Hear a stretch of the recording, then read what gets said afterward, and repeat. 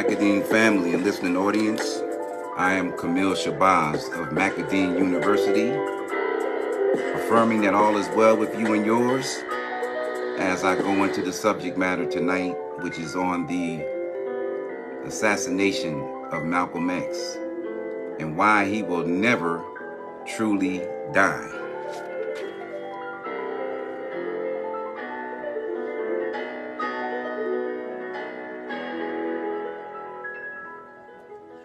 Very, very controversial subject. And, today is the 58th anniversary of his assassination, which occurred in Harlem at the Audubon Ballroom.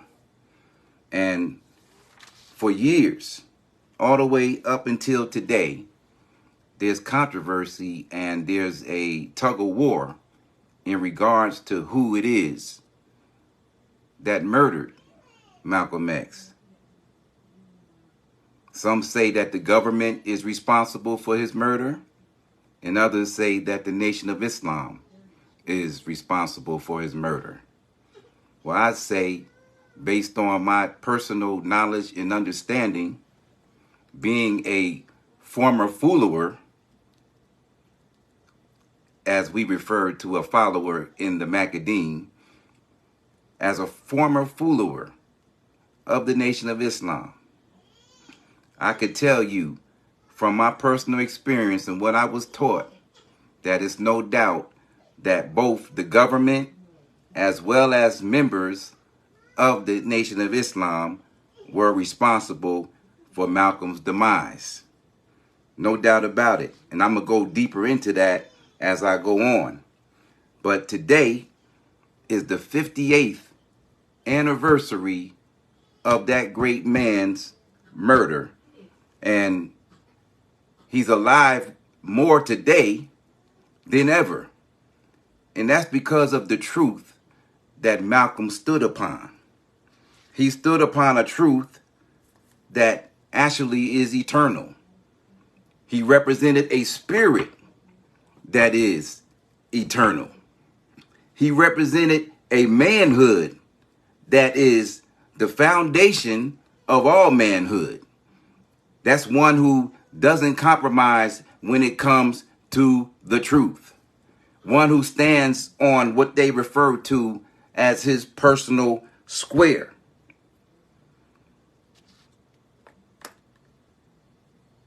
People ask, where would he be if he were alive today? What would he be if he were alive today? Well, for one, he would be 98 years old. But in my opinion, once the government of America has it in for you, especially as a black man, if you look at the history going back as far as you can go, Marcus Garvey, Paul Robeson, MLK, whenever they have it in for you, there's really nothing you can do. Besides, like Eldridge Cleaver once did when he fled and exiled out to Algiers. But even with the long handle of the U.S. government, going into exile wouldn't even do any good. Because once they're out for you, they're out for you. And that's it. Now, they might let one of their own slip through the cracks as they are allowing the Snowden boy who, went against them and let out secrets about the government. But when it comes to the black man, the so-called black man, that type of leverage, that type of, forgiveness doesn't exist. It doesn't exist, which is why Huey P. Newton ended up going out the way he did. When they come for you, they come for you.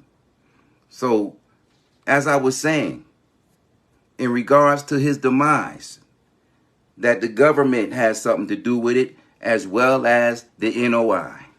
And I know because of how we were taught. We were taught when I came up in the 80s, all the way up until I left in 2016, that Malcolm was not just a hypocrite, but the chief hypocrite. And we personally were taught to dislike that man, taught to personally dishonor him behind closed doors. But in public, in the sake or for the sake of diplomacy, there are good things said about him. But in reality, based on the teachings of Elijah Muhammad, he was, is, and shall ever be, according to the teachings and according to the Quran that they believe in, a hypocrite. One who was going to be burning in the fire for eternity, so to speak. So for those who don't believe that, I'm going to just give you a clip of what their current leader said back in the 90s, when I was a stout believer out there on the corner with the final call as an assistant minister and as a captain, teaching this teachings and following this philosophy. So I'm going to let you hear what came from the leader's mouth in regards to Malcolm. And listen for yourself, and you will know the Nation of Islam's stance on Malcolm. Give me 1 second.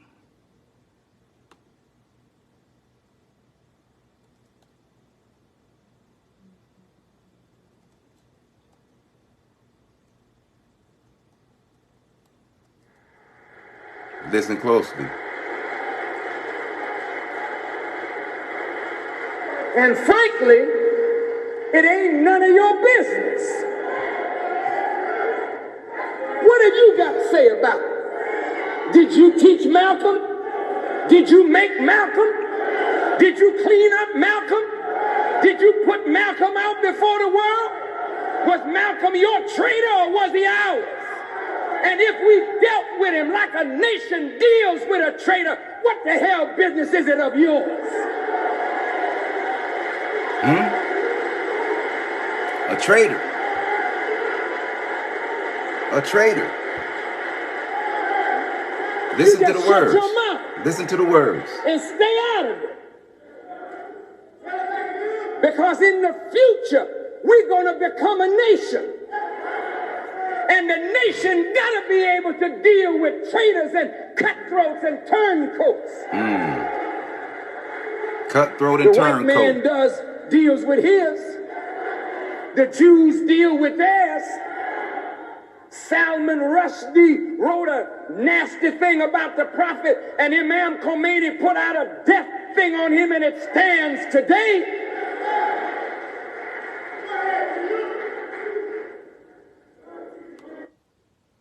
Okay, there you have it. Traitor, turncoat, cutthroat. And that's how he's really looked at in the Nation of Islam. And like I said, I was in the ranks. I was a captain. I was an assistant minister and a minister. And I was in it for 35 long years. So I know exactly what I'm talking about. And till this day, that is the secret teachings amongst those in the ranks, those in the higher escalons. Peace, brother. Brother Charles. Peace be unto you, my brother. My brother and I, ironic that he comes on at the time, we were in the Nation of Islam together back in 1985. I'm showing my age now, which was 38 years ago.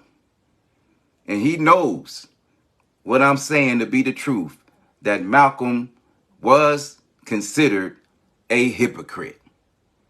And I know from my personal stance that they were responsible or partly responsible for his murder, because had I been alive at that time and a follower of Elijah Muhammad in 1965, the way I was in 1985 and the way I was in 1995, I would have been of those on the bandwagon thinking I was doing God a favor by taking Malcolm out.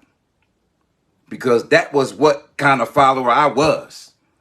I was a soldier that gave 100% to the NOI. My life and my death was all for the NOI.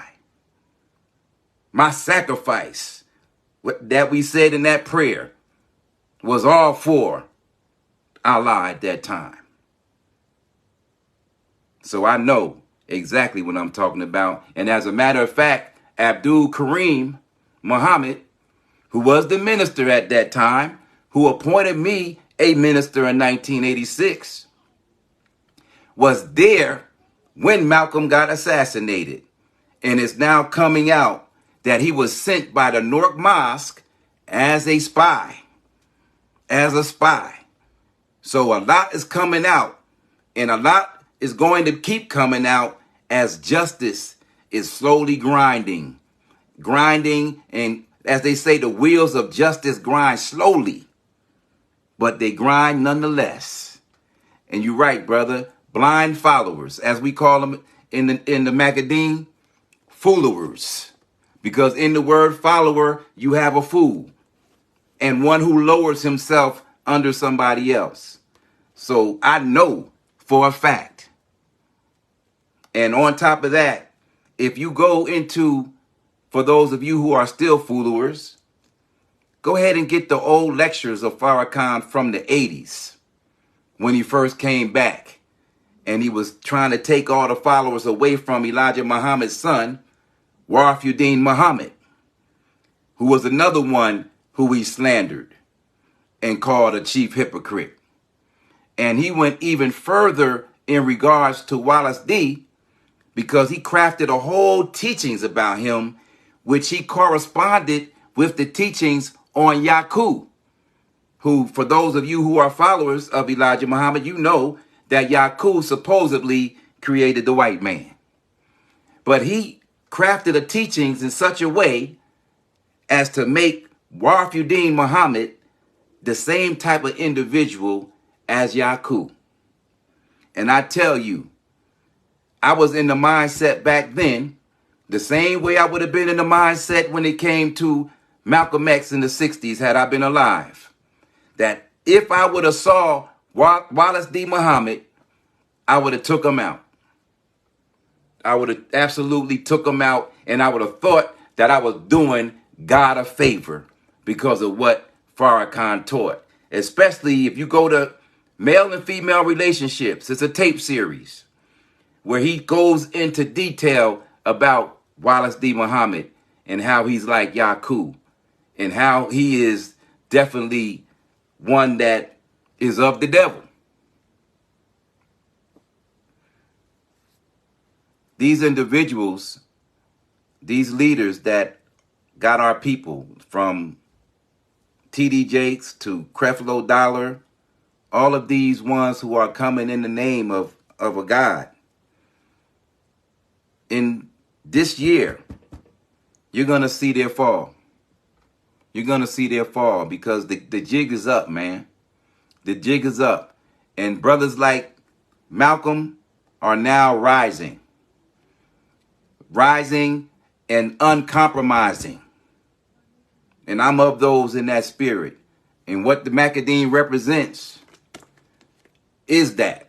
This right here represents someone that's breaking away from all the gravitational pull of the BS, all the lies, all the technology, all the BS.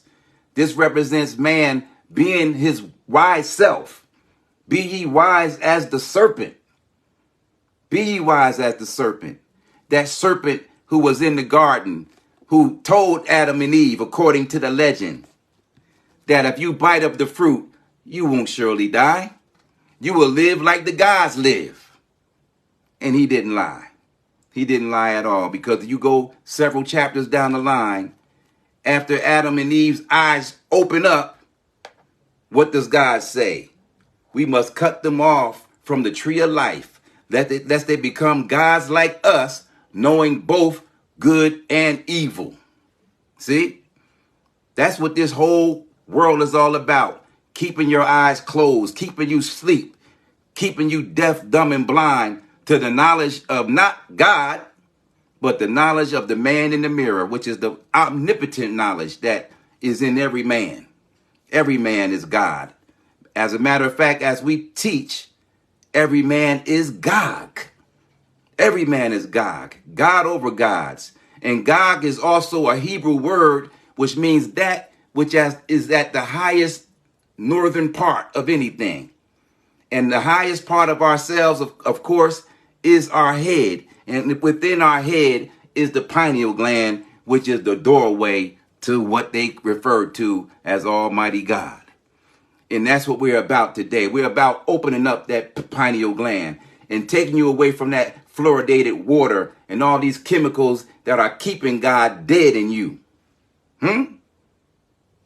So yes, they had to kill Malcolm because Malcolm got a knowledge of himself. And it wasn't about Malcolm going over there and seeing some Arabs that were white people bowing down to God and all that. He knew all that already. Malcolm had already went to Arabia, Jeddah, Arabia, as a matter of fact, in 1959 as an ambassador of Elijah Muhammad. And he saw white Muslims. It wasn't about that. Because in time, after he split from the nation, he was about to split from Islam altogether. Because once he found out about the transatlantic slave trade and the history of the Arabs and how they treated black people and how racist Islam was and is, he would have left that alone too. And he would have been about the same business that I'm about in the Macadine today. And that is being disconnected from all the BS and standing on your personal square. The truth that is within yourself. As the book says, the kingdom of heaven is where? It's within you. It's within you. It's within you, brothers. And all we got to do is dig into ourselves and focus on the self and love the self. And don't worry about the outside because it's all within. But our brother, Huey P. Newton said, and we quote him in the Macadine in the chapter entitled The Pollution of Revolution, Huey P. Newton said that the first thing a revolutionary must learn is that he is a doomed man. The first thing a revolutionary must learn is that he is a doomed man. Because in this world, in this capitalistic, racist society, there's no room for a revolutionary. There's no room. There's no room. That's why you have countless brothers that are still political prisoners from the Black Panthers till this day. Till this day, doing 50 years in prison based on them standing up on truth and trying to free our people from the clutches of this beast. So yeah, they murdered Malcolm and they murdered countless others that we don't even know of, as well as those who we know, like Fred Hampton and Mark Clark. You know, many were murdered by this wicked government. And they're still doing it today. You think that Russia is the bad guy over there? Russia's not the bad dude. Russia's not the bad guy. Sleepy Joe and his buddies are over there ganging up on Putin. Over there using NATO and Germany and Poland to gang up on Putin. That's a personal war between Russia and Ukraine that would have been resolved 9 months ago. But America is there because they want Russia to lose. And unfortunately, Russia is going to lose because the stage is set for them to lose.